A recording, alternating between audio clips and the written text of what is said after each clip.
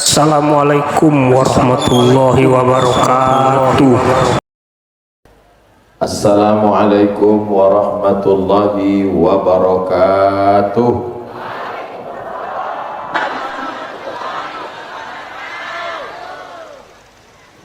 Anak raja menyangka balalam balang tangkap lautan kuis dari bunyi sambutan salam nampaknya jamaah masih menangis. Apa kabar Bapak Ibu semua sehat?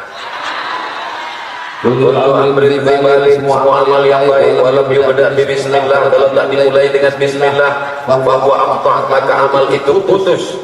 Makhluk barakah ada berkahnya, tak bisa dibawa kekal menghadap Allah. Maka kita awali dengan bismillahirrahmanirrahim. Kullu amrin ibadin, semua amal yang baik walau yubda bihamdillah, kalau tidak diawali dimulai dengan pujian kepada Allah alhamdulillah bahwa amtah putus. Tak bisa jadi bekal menghadap Allah, tinggal hanya di dunia saja. Kita ingin majlis yang mulia hari ini kita bawa sebagai bekal menghadap Allah, mudah-mudahan menjadi amal soleh. Kita awali dengan alhamdulillahi rabbil alamin. Majlis kalau tidak disebut namanya dalam majlis itu maka majlis menjadi antana jifah, majlis antana busuk bau, jifah bangkai berulat bernanah. Kita tak mau majlis mulia, majlis khatam Quran, majlis tahfiz, majlis bersama para ulama menjadi majlis bangkai busuk berbau. Maka kita ucapkan salawat Allahumma sholli ala sayyidina Muhammad wa ala ali sayyidina Muhammad. Laisa minna, tidak diakui sebagai umat kami, tidak diakui sebagai umat Nabi Muhammad sallallahu alaihi wasallam. Man lam yarham sayyidina, tak sayang kepada anak-anak. Walam ya'rif syarafa kabirina, tidak hormat kepada yang tua, tak sayang kepada anak-anak, bukan umat Nabi Muhammad sallallahu alaihi wasallam. Ini yang ada di hadapan saya ini umat Nabi Muhammad atau umat Nabi Musa? Umat Nabi Muhammad sallallahu alaihi wasallam. Maka kalau kita mau diakui, sayang kepada anak-anak. Semua anak-anak santri ini saya sayangi karena Allah Subhanahu wa taala. Adapun semua orang tua, alim ulama, ini kita muliakan, yang sama-sama kita hormati, penasehat pondok pesantren tahfiz alif at-thayyibah Fadilatul Ustaz Yai Haji Idris Ramli hafizahullah matta'alallahu bihi. Mudah-mudahan kita yang sehat badan selalu ada waktu kesempatan untuk menjenguk kita di Sumatera Utara. Mudir Ma'had pimpinan pondok pesantren tahfiz alif Abi Muhammad Hamdan diberikan Allah rezeki sehingga bisa menolong Allah dengan harta, dengan kekuasaan, dengan nyawa, dengan apa yang diberikan Allah padanya insyaallah. Hadir bersama kita Abi Maulana Syarifuddin. Beliau benteng pembela Ahlussunnah wal Jamaah. Kalau tuan pergi ke Makkah jangan lupa memakai topi baja. Sudah lama bersama tausiah, baru inilah diakui dua singa wajah. Kanan singa, kiri singa, yang di tengah kucing anggur. Bapak Ibu yang dilihat Allah, hadir bersama kita pimpinan pondok pesantren Fahmus Salam Abi Dr. Fahmi Karimuddin. Beserta pimpinan pondok pesantren ada juga saudara kita yang nanti dalam dan luar negeri yang tak dapat disebut satu. Ada juga bersama kita ketua tim Ustaz Abdul Somad yang mengarah, membawa, mensurvei sebelum acara ini sudah melihat. Ini ketua tim Ustaz Abdul Somad namanya Ustaz Iqbal Sauki Luluman LC Alumni Al-Azhar angkatan 94. Ustaz Abdul Somad 98, kakak kelas 4 tahun. Mohon berdiri dulu Ustaz Iqbal Sauki Luluman. Ini dia orang. Mana tahu ada apa di jalan di balik. Yang dulu Bang. Di sebelah beliau ini juga tim Ustaz Abdul Somad namanya Bang Khairuddin yang mengawal, mengawasi, membawa, mensurvei, menunjukkan tempat dia. Kemudian yang selanjutnya adalah Bang Darwis Halawan Harah. Saya bukan orang partai, saya bukan orang politik.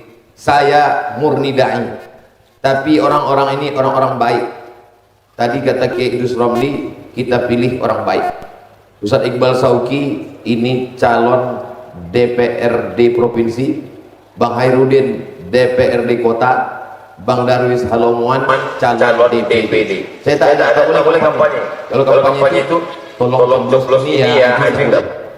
Kalau memperkenalkan boleh. Bukan kata saya, kata Kiai Idrus Romli. Yang paling selamat itu ikut Kiai. Ada silakan duduk. Ustadz ini tak adil, yang disapanya cuma kiai, cuma tiga saja. Padahal kami yang lebih awal datang dari duduk dari awal, sempat sarapan kami di rumah. Hadirin hadirat, muslimin muslimat, mukminin mukminat, solihin solihat yang belum berbini dan belum bersunat. Semua yang hadir ini semuanya dimuliakan Allah Subhanahu wa taala. Amin ya rabbal. Coba tengok ke sebelah kanan, ada pamflet tulisan warna kuning, pondok pesantren tahfiz dan alim kitab kuning At-Thayyibah Putra. Pondok. Kenapa disebut pondok? Karena memang anak-anak datang membuat pondok. Awalnya mereka membuat pondok untuk tempat rumah mereka. Mereka mencacakkan tiangnya, membuat dindingnya, memakai alasnya, meletakkan daun atapnya, lalu tidur di sana. Itulah awal asal muasal pondok. Kalau mau melihat pondok tua seperti ini, didirikan tahun 1912.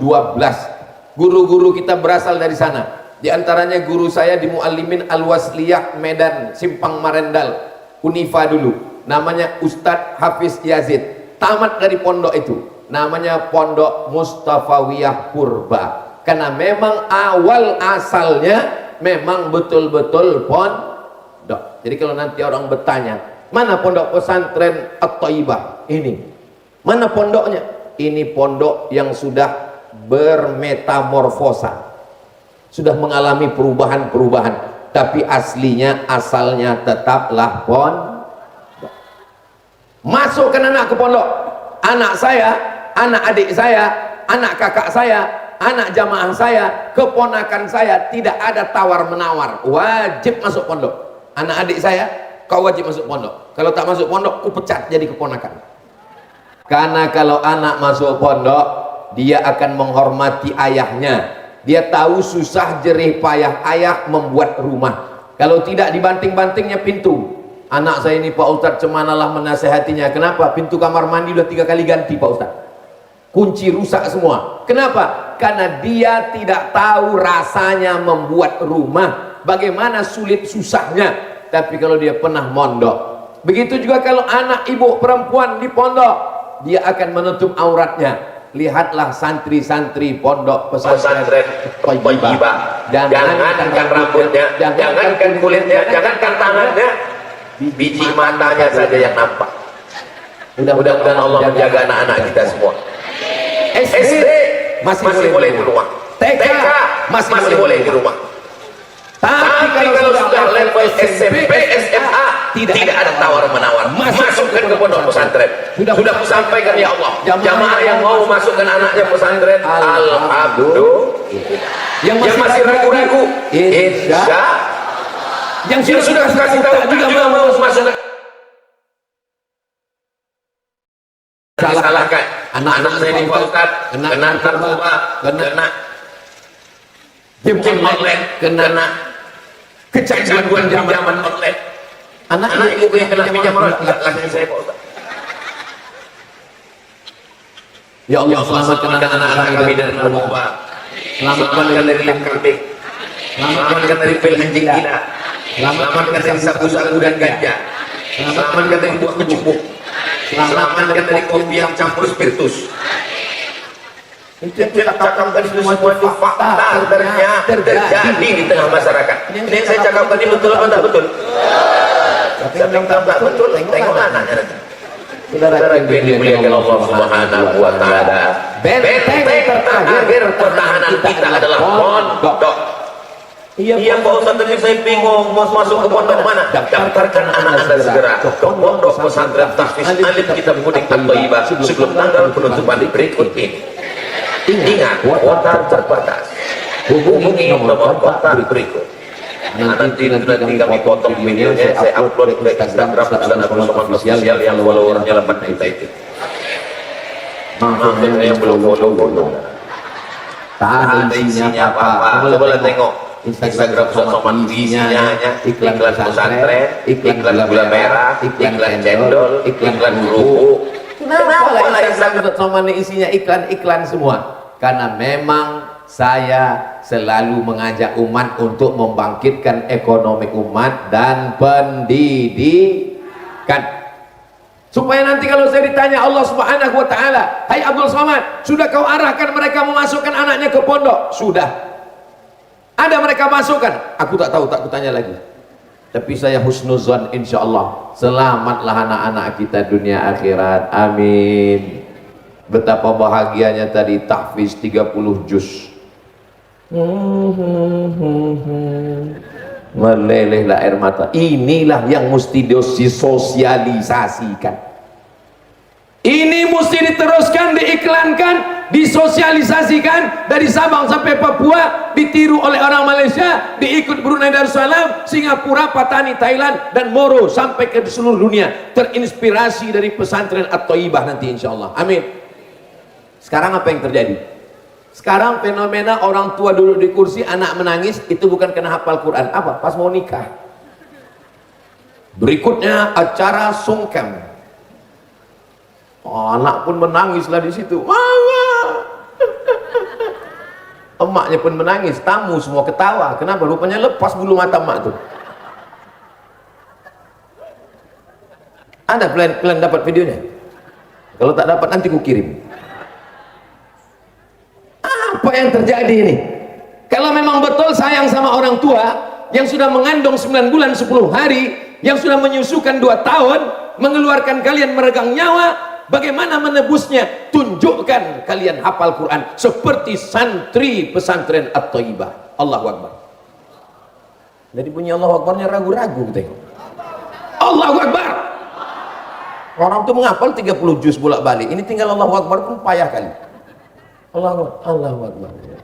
Allahu Akbar itu gunanya ngusir setan. Allahu Akbar, setan lari. Ini kalau Allahu Akbar, kata setan, kau serius apa enggak, kata dia.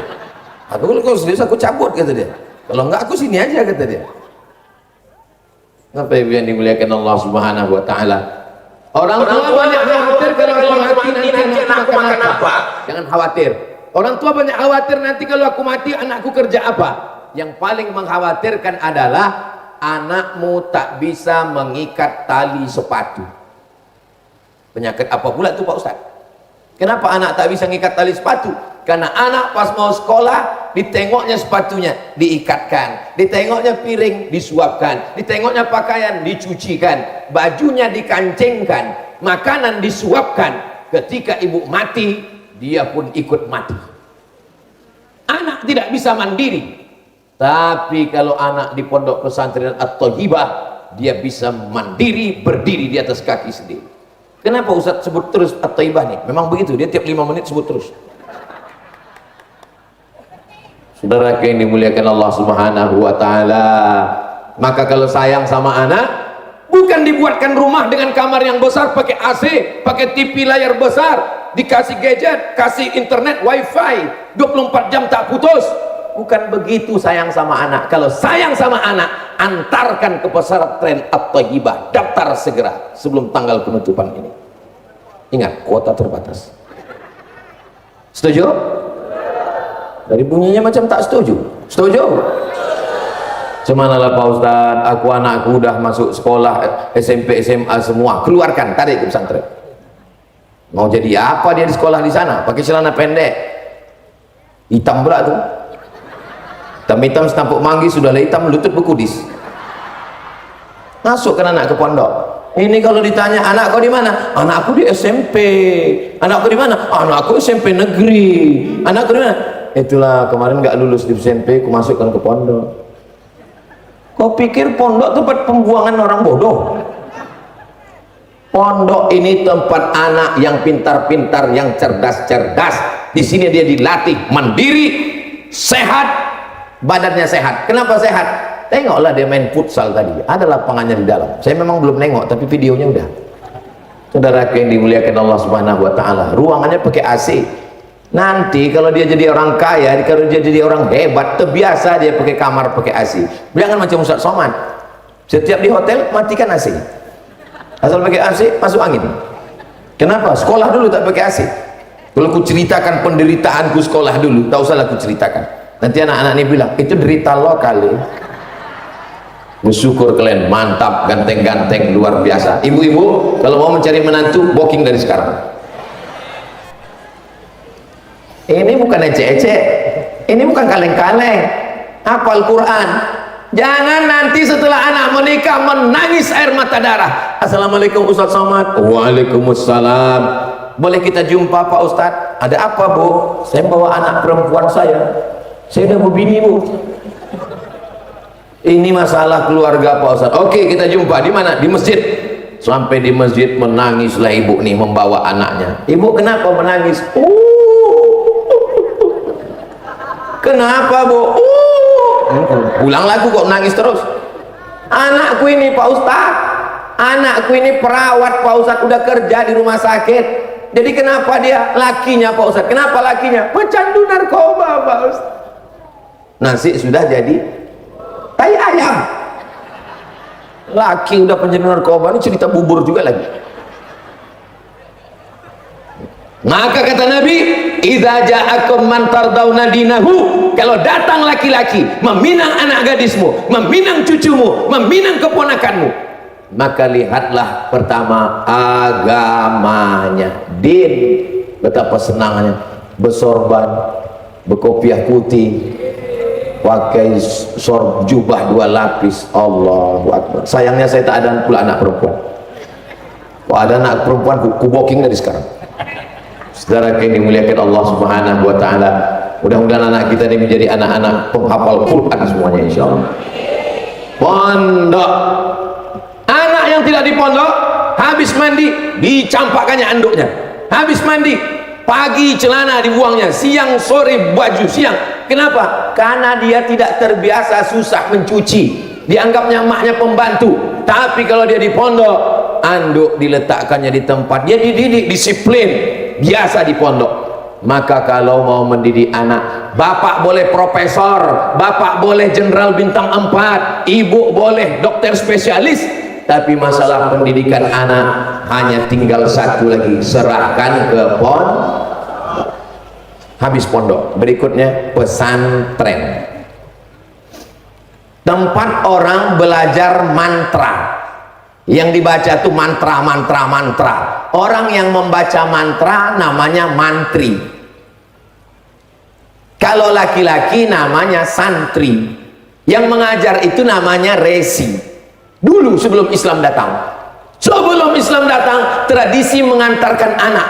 Seorang bapak dan ibu membawa anaknya, wahai maharesi, tolong ajarkan anak saya mantra-mantra, nanti dia menjadi seorang mantri. Mantri itu bukan tukang sunat anak di kampung. Itu menurut Sesebek, seorang antropolog, ketika dia meneliti tentang Indonesia, dari mana asal muasal pondok sebelum Islam datang. Tempatnya belajar itu dari kata santri menjadi pesantren. Ketika Islam datang, resinya berubah menjadi kiai, mantranya berubah menjadi nazam, menjadi Quran, menjadi hadis, menjadi matan alfiyah, menjadi matan al-ajurrumiyah, menjadi matan kawakib durriyah, menjadi matan al-imriti, menjadi nazam-nazam syair. Itu hebatnya agama Islam.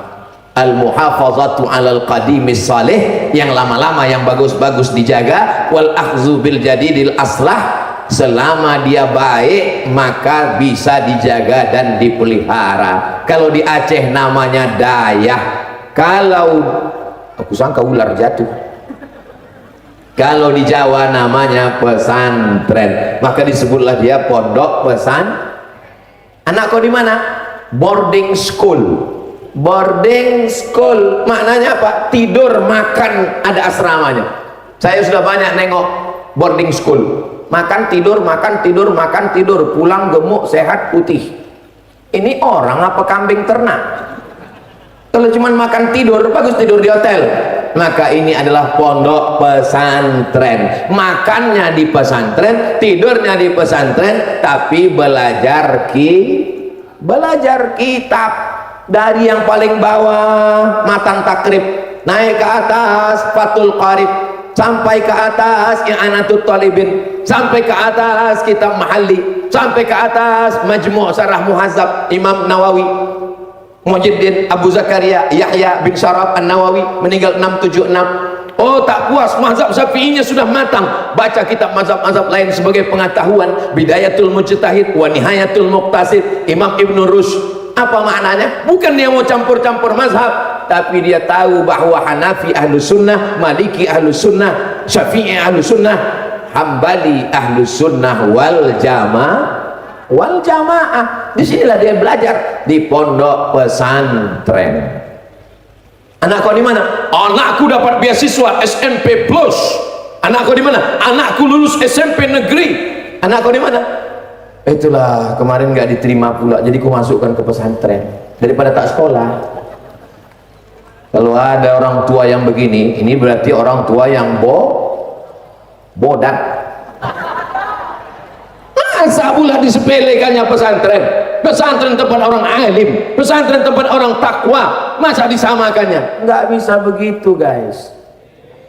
Ini bukan main-main, ini pesantren. Ada karomahnya, ada kemuliaannya. Indonesia ini merdeka karena pesantren.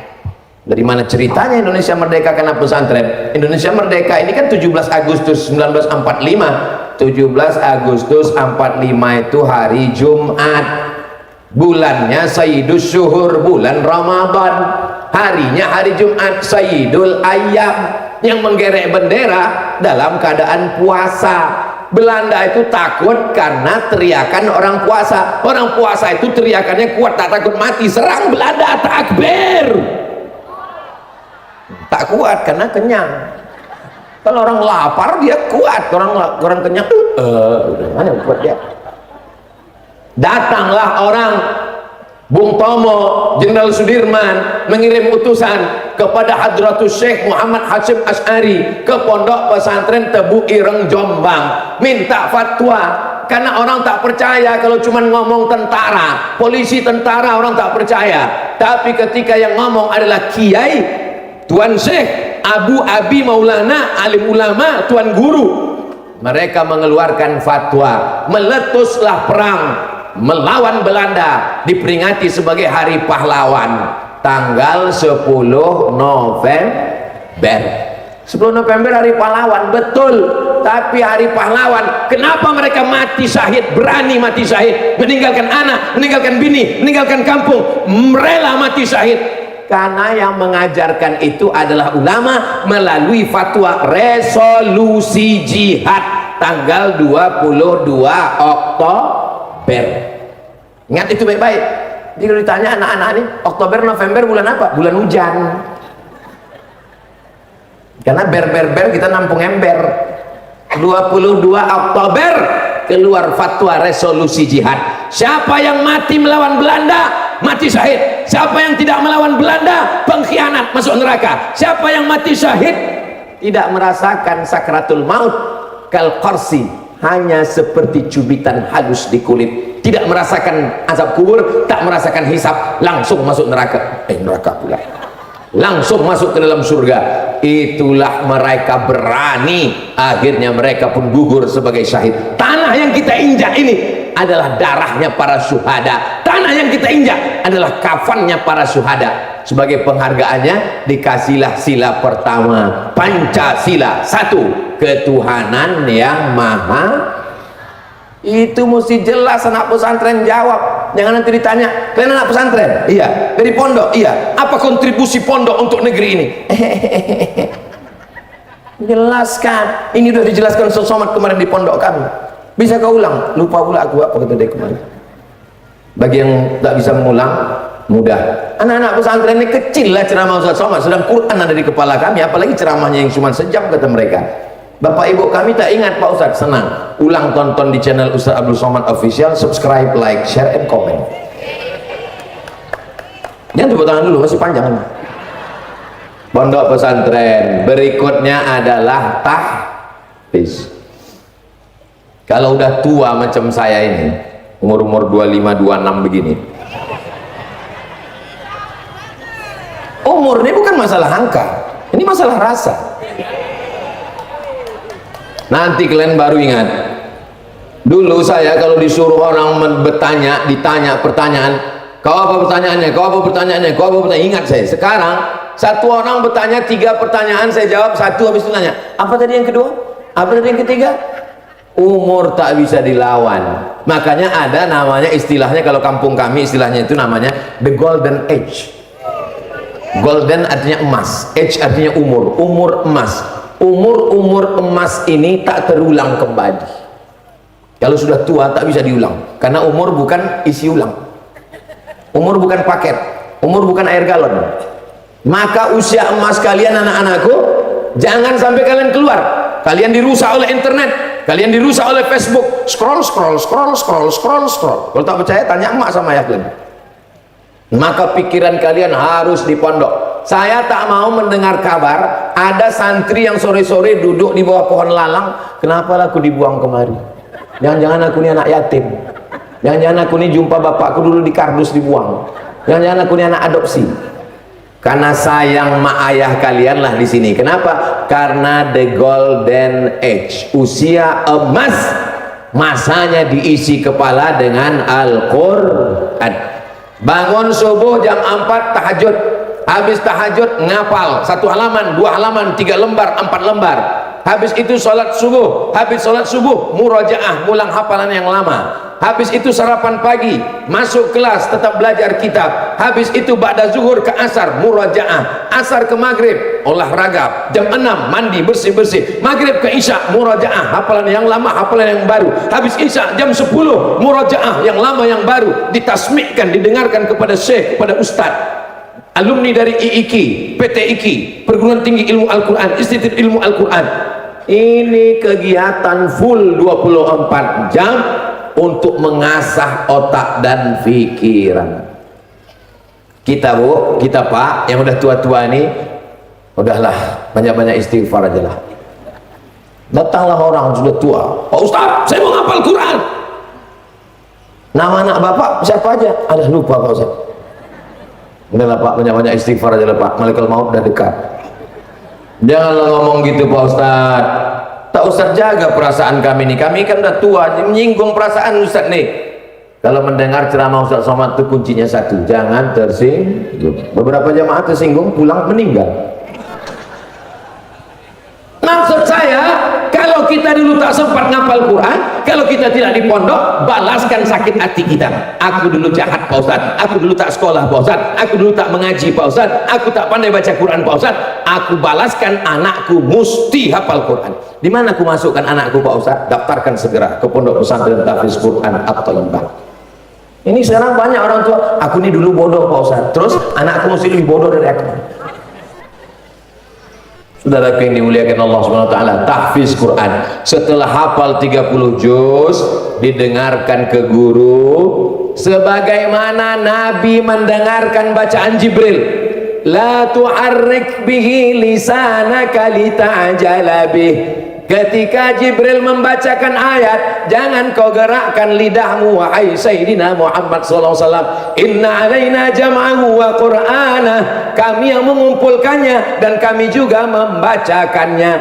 Nah, Jibril membacakan, Nabi mendengar. Nabi membaca, sahabat mendengar. Sahabat membaca, tabi'in mendengar. Tabi'in membaca, tabi'in mendengar. Begitulah sampai ke sekarang, guru membaca, murid mendengar, murid menghafal, guru mendengarkan bacaan, duduk sekali duduk dari alif lam mim, dari al-fatihah sampai ke an-nas. Setelah lulus 30 juz, itulah yang diwisuda, wisuda 4 orang pilihan-pilihan tadi. Abdul Somad tak pernah membanguni 4 anak tadi malam, bangun tak pernah. Abdul Somad tak pernah mendengarkan hafalannya. Abdul Somad tak pernah bersusah payah mengajarkannya. Yang bersusah payah guru-gurunya, bangun malam murajaah mendengarkan. Tapi pas giliran wisuda, penyerahan ijazah oleh Abdul Somad dan seterusnya, majulah. Apa yang ada perasaan Ustaz? Apa perasaan Ustaz tadi? Kayak itu suami pembinanya, Abi Muhammad Hamdan adalah muasisnya. Tiba-tiba Abdul Somad datang menyerahkan ijazahnya. Itu penghormatan luar biasa. Ketika anak-anak ini nanti disuruh Allah kasih syafaat, hai anak penghafal Quran, ya, siapa yang kau kasih syafaat? Makku karena melahirkan aku. Siapa lagi? Ayahku karena mencari makan. Siapa lagi? Saudara-saudara kandungku. Siapa lagi? Kiai Idrus Ramli pembinaku. Siapa lagi? Abi Muhammad. Siapa lagi? Ustaz Abdul Somad. Saya sebetulnya mau booking aja. Mana tahu kita. Ustaz kan pahalanya banyak. Ustaz ceramah sana, ceramah ke sini. Saya tak yakin saya ceramah saya ini pahalanya masih ada. Sudah habis sudah. Dihabiskan siapa? Dihabiskan oleh follower, viewer dan subscriber. Dipuji orang, disanjung orang, dimuliakan orang, sampai kemari disediakan kursi tingginya bukan main. Masya Allah, terduduklah saya begini. Apa tak mengembang lubang hidung saya? Sampai kemari dimuliakan, disebut yang berhormat, profesor, dokter, udah hampir kursi. Itu maka saya megang tisu tadi segini. Kena ujub, ijabur rajul binafsihi unwadu dha'fi aqlihi. Kalau ada orang ujub terhadap dirinya, itu tanda akalnya lemah. Saya masih husnuzon pada Allah, boleh jadi saya masuk surga karena doa anak-anak penghafal Quran tadi. Masih banyak lagi anak-anakku. Mau kalian mendoakan Ustaz? Masya Allah, aku udah booking kalian. Saudara yang dimuliakan Allah Subhanahu wa ta'ala, apa Quran yang kita baca? Quran yang kita baca ini namanya riwayat Hafs. Imam Hafs dapat dari mana? Imam Hafs dari Imam Asim. Imam Asim dari mana? Imam Asim dari Imam Abu Abdurrahman As-Sulami. Imam Abu Rahman As-Sulami dapat dari mana? Dari 4 orang sahabat Nabi, Abdullah bin Mas'ud, Zaid bin Sabit, Ubay bin Ka'ab, Sayyidina Utsman bin Affan, sampai kepada Sayyidina Muhammad sallallahu alaihi. Tunjukkan saya kitab suci di dunia yang masih dengan bahasa aslinya, yang bisa dihafal orang dari awal sampai akhir. Kalau ada agama di dunia yang bisa mendatangkan kitab sucinya, yang bahasa aslinya dibaca dari awal sampai akhir, tidak menengok kertas. Kalau ada, datangkan ke sini. Kalau ada, potong telinga saya sebelah. Nanti kalau ditanya orang, Ustaz Somad, Somad yang mana? Itu Somad yang telinganya hilang sebelah, gara-gara taruh. Seandainya Quran terpakai di seluruh ilmiah, na'udzubillah. Apakah Quran hilang? Quran ada. Di mana Quran ada? Quran ada di pondok pesantren At-Thayyibah. Dan itu adalah anak-anak bapak ibu sekalian. Bangga apa tidak ibu? Aku mengandung 9 bulan 10 hari Pak Ustaz. Siapa yang ibu kandung? Calon penghuni neraka jahanam. Na'udzubillah. Aku mengandung 9 bulan 10 hari Pak Ustaz. Siapa yang ibu kandung? Calon yang ditangkap KPK. Na'udzubillah. Tapi ibu-ibu wali santri sekalian, aku mengandung Pak Ustaz. Siapa yang ibu kandung? Penghafal Quran, dalam kepalanya ada 30 juz Pak Ustaz. Ibu dalam kepala ibu berapa juz? Ada juz 30 Pak Ustaz. Itu pun kadang-kadang hilang, kadang-kadang timbul Pak Ustaz. Tergantung uang belanja Pak Ustaz. Kalau pada banyak muncul dia. Pas ada hilang Pak Ustaz. Betul kan? Iya betul. Ibu yang sudah punya anak di pondok pesantren tahfiz Quran, tolong di rumah jaga dia pas libur. Karena menanam itu bukan senang, mencari tanahnya, mencari bibitnya, menyiramnya, merawatnya, dijauhkan dari rumput. Mereka di sini susah menjaga anak bapak, Pak, anak ibu. Sampai di rumah kalian kasih dia handphone, kalian kasih dia TV, kalian kasih dia wifi, rusak dia. Menangis dia kan? Jangan sampai macam membangun istana pasir di tepi pantai. Cantik istana pasir di tepi pantai, tapi begitu datang ombak sekali hilang. Di sini dia diajarkan pakai jilbab panjang, pakai cadar, baju panjang, rambutnya tak nampak, pipinya tak nampak. Sampai di rumah ditengoknya maknya keluar kamar macam mak lampir. Rambut bergerabang macam sundil bolong. Di sini dia diajarkan, laki-laki cobalah tengok, berjubah 2 lapis, pakai kain sarung, pakai sorban, kepalanya bertutup. Sampai di rumah ditengoknya bapaknya pakai celana pendek. Jangan rusak anak-anak kita. Kalau kita tidak sanggup menjaga mereka, serahkan ke pondok. Tapi selama mereka libur pulang ke rumah, jaga. Kalau tak sanggup menjaga di rumah, mohon maaf ya nak, kau suruh balik pondok lagi. Soalnya daripada di rumah nanti kau rusak. Siapa yang merusak aku ya? Aku yang merusak. Aku ini agak setengah setan lagi. Mudah-mudahan bapaknya menjadi soleh karena anaknya penghafal Quran. Ibunya juga malu menampakkan rambutnya gerabang 3 warna merah kuning kelabu. Kenapa? Karena anak ibu sudah penghafal Quran, Bu. Jaga harkat martabatnya, jaga kebaikannya. Di sini mereka tak ada campur laki-laki dan perempuan. Yang perempuan sana, yang laki-laki sini. Sampai ke rumah terkejut dia ditengoknya abangnya, bapaknya, semua tamu-tamu datang ketawa. Padahal di sini dia dijaga dengan adab-adab Islam, bermarwah, berakhlakul karimah. Ini semua tanggung jawab kita. Latus alunna yauma idzin anin. Semua nikmat akan ditanya. Berapa hembusan nafas, berapa lintasan pikiran, berapa detak jantung, berapa buah pinggang yang sudah mencuci darah. Tapi di antara nikmat yang besar adalah anak soleh, kan somat. Putus. Idza mata al-insan, kalau manusia mati putus. Tapi ada yang tetap mengalir. Apa yang mengalir? Waladun salihun, anak yang soleh. Doakan anak Ustaz Abdul Somad supaya soleh-soleh. Dari bunyinya macam tak setuju, macam marah. Bapak Ibu yang dimuliakan Allah Subhanahu wa taala, di rumah ibu bapak cari makan yang halal, kasih. Kalau menjenguk anak kemari, jangan bawakan air mata. Ini banyak datang jenguk anak ke pondok, baru datang udah menangis. Begitu dipegang, mana kamar kau nak? Mana kamar kau nak? Ini kamarnya mak. Menengok kasurnya tipis. Mana tempat makan kau? Mana tempat makan? Menengok. Kuatkan semangat. Anak tuh mengadu, ibu kasih semangat. Mak, kasurku tipis, masih lumayan. Kalau kau di rumah, aku cabut kasur. Bangkitkan semangat. Begitu, tepuk bahunya. Semangat kau di sini. Aku ingin kau penghafal Quran. Aku ingin menolong. Kau yang menolong aku nanti sudah mati. Kau yang mengasihi aku syafaat. Begitu. Kalau mau nangis, pas sudah keluar dari komplek ini, udah agak-agak jauh sedikit, jauh. Udah dekat-dekat tembung sana, barulah nangis.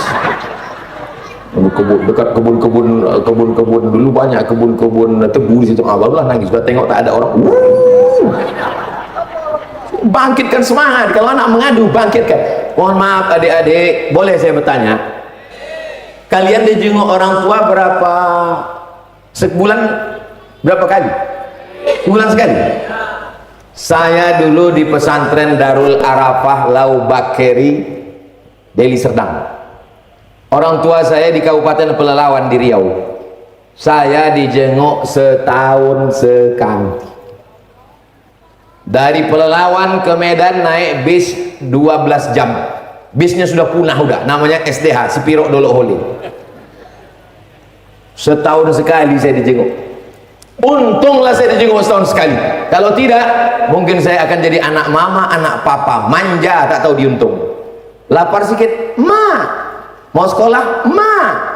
Mau kuliah, ma. Mau berbini, ma. Anak lahir, ma. Mati maknya, stres, depresi. Maka kalian dijenguk sini, ibu-ibu. Nanti setelah pengajian ini, tolong anaknya jenguk setahun sekali. Siap? Saya tahu itu cuma ngetes aja. Ini ada anak sudah dimasuk di pesantren, menangis sampai biji mata bengkak sebesar bakso. Datanglah suaminya, nanya, Ustaz Somad, cemana nih biniku udah nangis 3 hari 3 malam. Gini cara bapak nasihatinya, lebih baik kau menangis sekarang daripada kau menangis nanti karena dia pecandu narkoba. Lebih baik kau menangis sekarang daripada kau menangis nanti saat dia menjadi LGBT. Oh gitu caranya Pak Ustaz? Iya. Pulang dia ke rumah, tengoknya bininya menangis. Lebih baik kau menangis sekarang daripada kau menangis nanti anak kau pecandu narkoba, penjahat. Dibalas sama bininya, enak aja kau ngomong, aku yang mengandung. Betul Pak Ustaz, kalah aku sama biniku Pak Ustaz. Bapak-bapak yang dapat galak macam itu, berarti bapak insya Allah selamat dari azab kubur. Kenapa? Kenapa semua diazab? Kata malaikat, ini gak usah diazab, udah azab kali ini di Medan.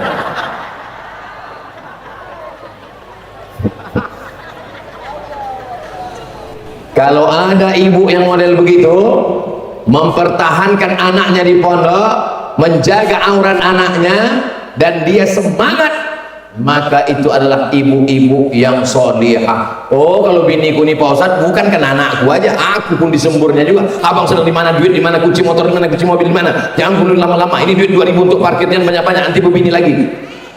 Kalau ada yang begitu, maka peganglah dia. Dia adalah bidadari yang dikirim Allah turun ke Medan. Allahu Akbar. Begitu cara menyenangkan hati mak-mak garis keras. Sekarang yang paling ditakuti dunia ini adalah grup mak-mak. Betul. Rempang, tahu rempang? Rempang itu tidak berhasil direbut. Kenapa? Karena kalau laki-laki bisa diancam, laki-laki unjuk rasa, masukkan ke penjara, tangkap. Tapi kalau perempuan bisa, tangkap kami, tangkap. Bertahan. Makanya kalau ada yang khawatir, ini kami khawatir Pak Ustadz, nanti pemilu ini penuh dengan kecurangan. Tidak akan curang. Kenapa? Karena ada gerakan mak-mak garis keras anti kecurangan.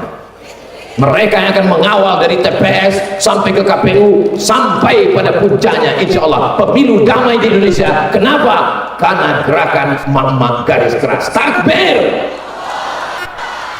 Betul ya? Saudara yang dimuliakan Allah Subhanahu wa taala.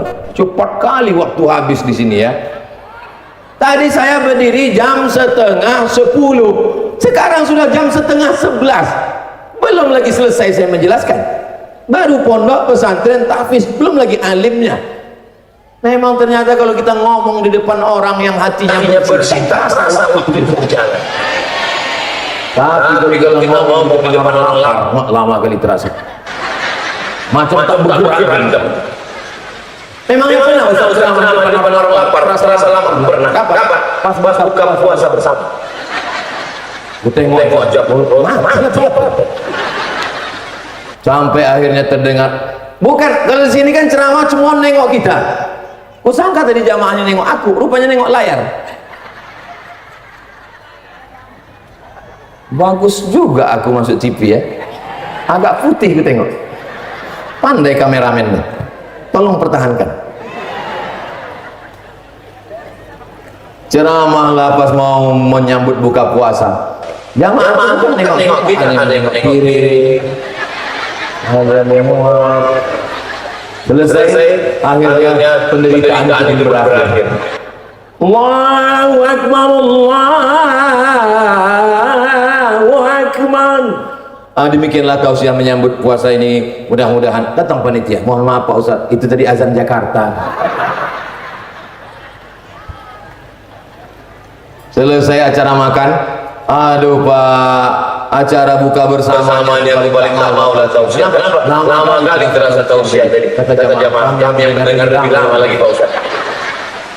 Tapi kalau di depan orang hafal Quran, hatinya bersih, wali murid, orang-orang baik, tak terasa begitu lama. Padahal 1 jam rupanya saya sudah berdiri. Kira-kira kalau saya tambah sejam lagi masih tahan? Masih kuat? Masih sanggup? Aku tak sanggup. Ini masih ada 2 ceramah lagi, siang 1, sore 1, besok 2 kali. Besok sore saya langsung terbang ke Gontor, Ponorogo. Habis hari Sabtu baru pulang ke Pekanbaru. Habis itu nanti entah kemana lagi tak ingat. Jadi kapan lah Ustaz berhenti nih? Berhenti. Udah datang jemput.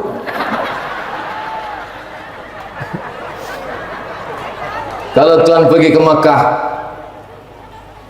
maka jangan sampai bercakap berapi-api. Sudah lama Abdul Somad ceramah, baru inilah dijemput pakai kereta api.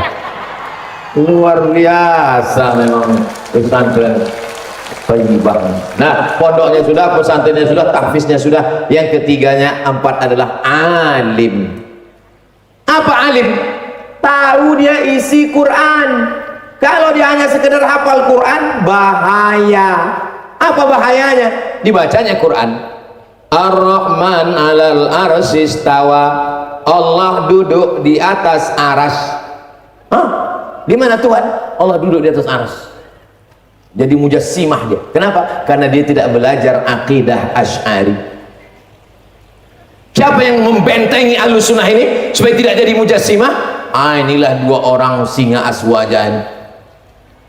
Saya, Masya Allah, Tabarakallah, hari ini gembira sekali bertemu dengan Maulana Abi Maulana Syarifuddin. yang selama ini kita tonton di YouTube menjelaskan siapa yang mengatakan Allah duduk di atas aras bisa ditunjuk berarti Allah mukhalafatuhu lil hawadis. Allah munazzahun anil jihati sitti. Allah maha suci dari 6 arah, tidak di muka, tidak di belakang, tidak di kanan, tidak di kiri, tidak di atas, tidak di bawah, tidak di dalam, tidak di luar. Di mana dia? Allah maujud bila makan. Allah ada tanpa tempat. Sebelum tempat ada, dia sudah ada. Maka ketika dia ciptakan tempat, dia tidak bertempat, dia tidak pindah ke tempat. Itu orang yang mengkaji hafal ayat dan akidahnya ahlus sunnah wal. Datang bapak-bapak pakai cincin ke masjid, cincin emas pula tuh, pakai cincin ke masjid. Kenapa bapak pakai cincin? Kenapa pakai cincin emas? Ini ada ayatnya Pak Ustaz. Ya ayyuhalladzina amanu, hai orang beriman, khudzu zinatakum inda kulli masjid. Pakailah perhiasanmu kalau mau ke masjid. Ini perhiasan. Apa li ayatnya? Tapi pemahamannya sesat. Makna ayat itu bukan disuruh pakai perhiasan. Ayat itu ada asbabun nuzul, kronologis turunnya. Waktu itu orang musyrik jahiliyah tawaf di samping Ka'bah dalam keadaan oryanon tolik, mohon maaf, telanjang bulat.